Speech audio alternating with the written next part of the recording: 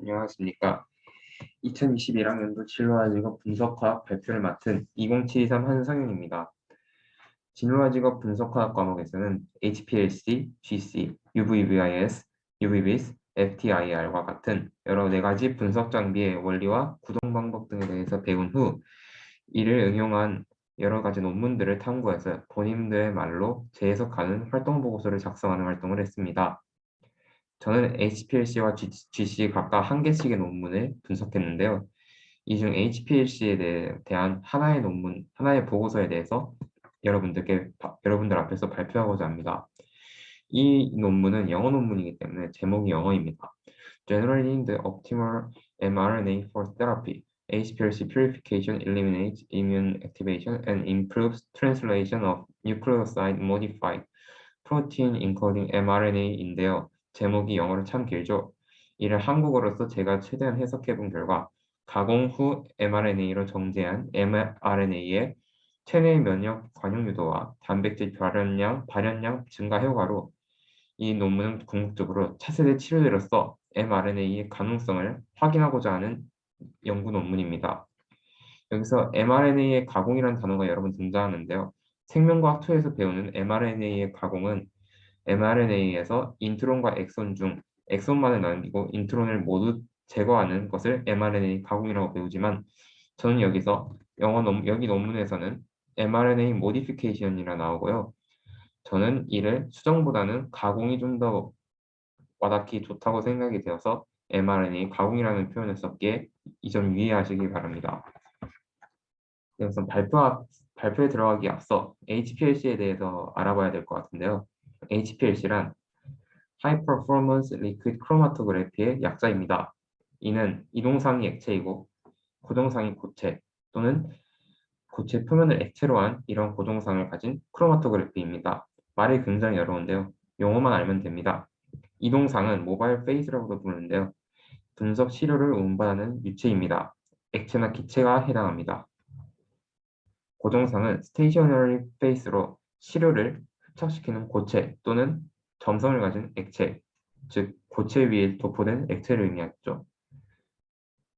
그리고 HPLC와 관련된 핵심 용어들에 대해서도 알려드리겠습니다.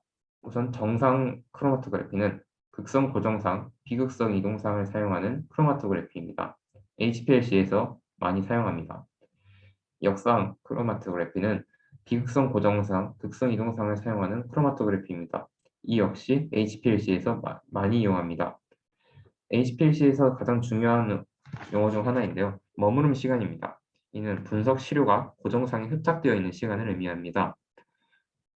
시료가 고정상과 이동상 간 평행을 반복하면서 진행하는데요. 이 진행 길이를 바로 답높이라고도 합니다. 이 답높이가 짧을수록 HPLC의 성능이 좋다고 생각하시면 됩니다. 이제 HPLC의 원리에 대해서 알려드리겠습니다. HPLC는 분석 시료를 이동상과 함께 이동시키는데요. 이동상과 분석 시료는 함께 고정상이 충전되어 있는 컬럼을 통과합니다. 이때 물질별로 이동상 사이의 친화력과 고정상 사이의 친화력의 사이가 서로 다릅니다. 이 때문에 시료 속 물질들의 머무름 시간은 물질별로 구분됩니다. 이러한 성질을 활용해서 물질들을 분리하는 것이 HPLC라고 할 수 있습니다. HPLC의 종류는 크게 5가지가 있는데요. 첫 번째, 흡착, absorption HPLC입니다. 이 HPLC는 정상 크로마토그래피로 극성 차이를 이용합니다. 두 번째는 분배 HPLC, partition HPLC로 역상 크로마토그래피입니다. 이 크로마토그래피는 분배력 차이를 이용합니다. 세 번째 크로마토그래피는 affinity, 친화 HPLC인데요. 이는 항원 항체의 특이적인 열쇠 구조와 같이 특이적으로 항원과 항체가 반응하는 것을 이용합니다. 네 번째는 이온 교환, 즉 이온 익스체인지 HPLC로 이온 간의 친화력 차이를 이용합니다. 다섯 번째는 molecular exclusion HPLC, 즉 크기 배제 HPLC인데요. 분자의 크기 차이를 이용하는 HPLC입니다. HPLC의 구성은 다음과 같습니다. 시료가 루프 인젝션을 통해서 주입된 후 펌프, 즉 이동상이 들어있는 펌프를 통해서 이동상과 시료가 함께 컬럼 TCC로 주입이 됩니다. 이 컬럼 즉 TCC를 통과한 우리 이제 시료와 이동상은 VWD나 DAD와 같은 검출기를 통과하면서 신호를 검출합니다. 이 시료를 분석함으로써 이 시료 안에 어떤 물질이 들어있는지를 확인할 수 있는 것이죠. 네, 이제 본격적으로 실험에 대한 이야기로 들어가 보겠습니다. 우선 서론을 들어가는데요. 제가 우선 실험 배경으로는 제가 크게 세 가지를 생각해 볼 수 있었습니다. 첫 번째는 mRNA의 잠재력입니다. mRNA를 세포에 주입하면 세포는 mRNA가 암호화한 특정 단백질을 리보솜을 통해 일시적으로 발현하게 됩니다.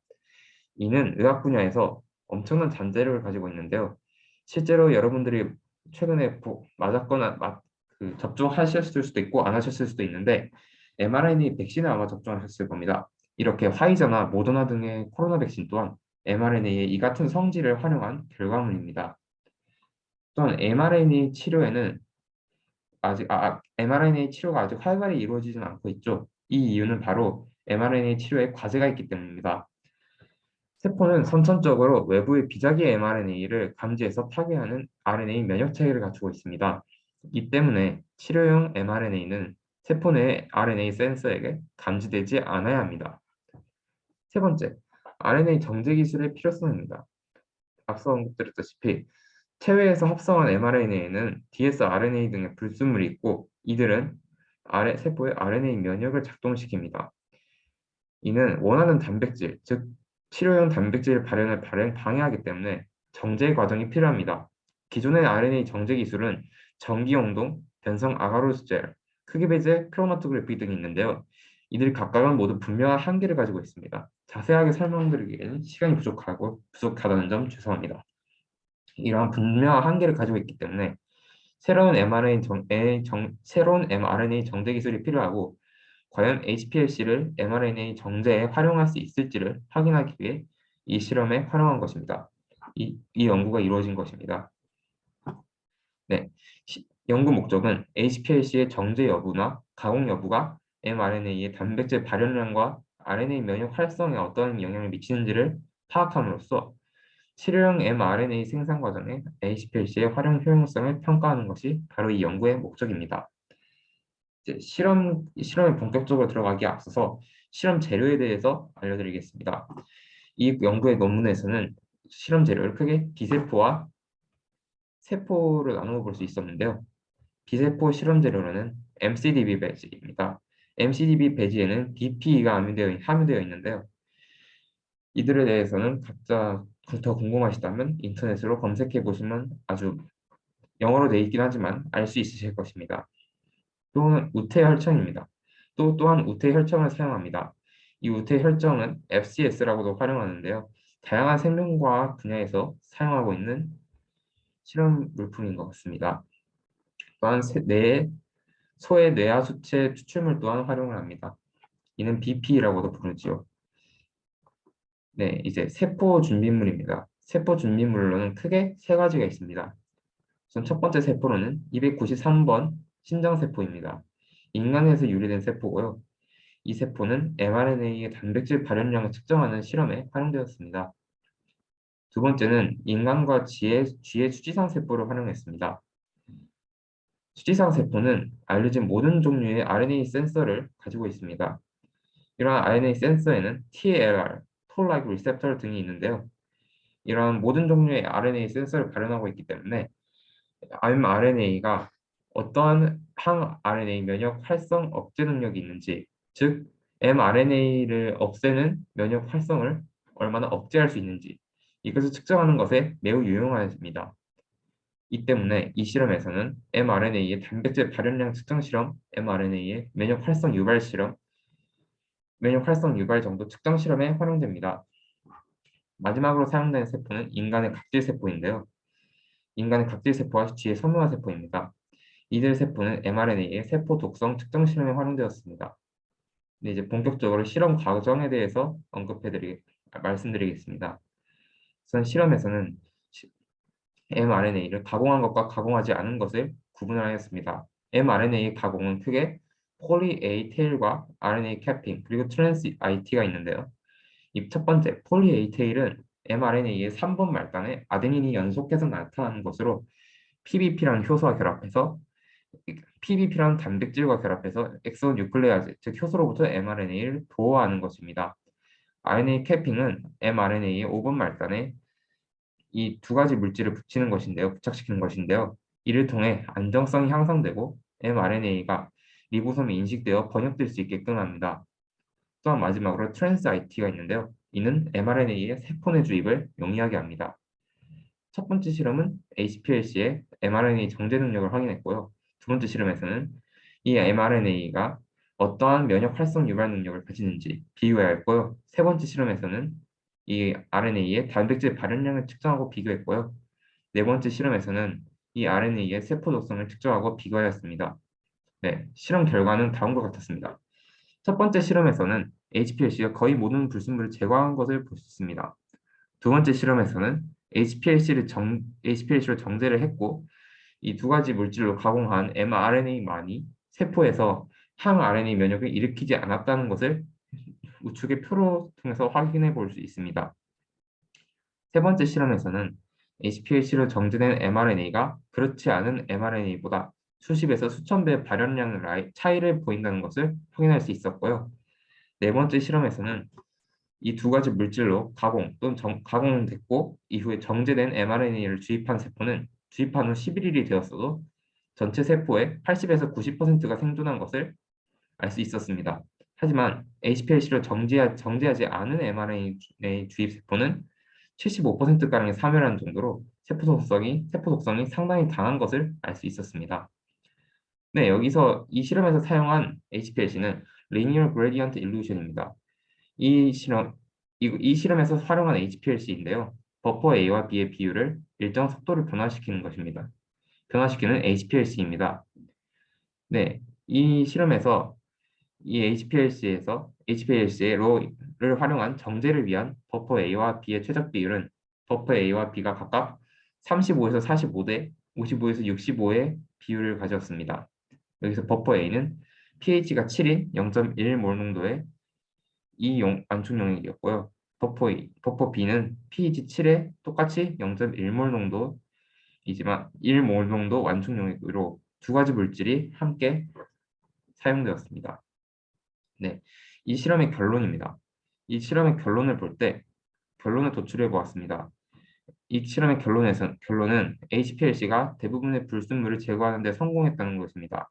또한 mRNA를 HPLC로 정제하는 것은 mRNA의 단백질 발현량을 높여주고요. 세포의 독성을 띠지 않도록 합니다. 그리고 mRNA를 이 두 가지 물질로 가공하는 것은 세포의 RNA 면역 활성을 억제한다는 것을 알 수 있습니다. 즉, HPLC는 치료용 mRNA의 생산에 활용할 수 있으며 이 과정에 매우 적합하다는 것을 알 수 있습니다. 즉, 기대 효과입니다. 이 실험을 통해 확인한 mRNA의 기대 효과는 유전병 치료와 역분화줄기 세포의 생산입니다. 유전병 치료에 대해서는요, 별다른 면역 억제제 없이 HPLC로 정제하고 이 두 가지 물질로 가공한 mRNA를 세포에 주입한다면 이 세포가 특정 형질을 발현시켜서 유전병을 치료할 수 있을 것입니다. 왜냐하면 유전병은 특정 유전자에 문제가 있는 것인데요. 이 유전자는 즉 이상한 제 기능을 하지 못하는 단백질을 생산하지만 이 단백질을 대신 발현시킴으로써 치료할 수 있을 것입니다. 또한 역분화줄기 세포의 생산에 활용될 수 있는데요. 초기화 인자를 mRNA로 암호화한 후 이 분화된 세포에 주입하면 세포 내에서 초기화 인자가 발현되어 세포를 초기화해서 iPSC 즉 유도 역분화줄기 세포 또는 유도 만능 줄기 세포의 생산에 유용하게 활용할 수 있을 것입니다. 네, 이 초기화 인자를 이것을 활용할 수 있는 이유는요. 이 실험 1번에 있는 자료에서는 CMIC, 나노 OCT4, SOX2, KLF4라는 이 유전자에 대해서 mRNA 정제의 전후를 확인한 결과인데요. 이들은 모두 iPSC의 초기화 인자로 이 실험을 통해 iPSC의 생성에 HPLC가 매우 유용하게 활용될 수 있다는 것을 알 수 있었습니다. 지금까지 발표를 들어주셔서 감사합니다. 이상입니다.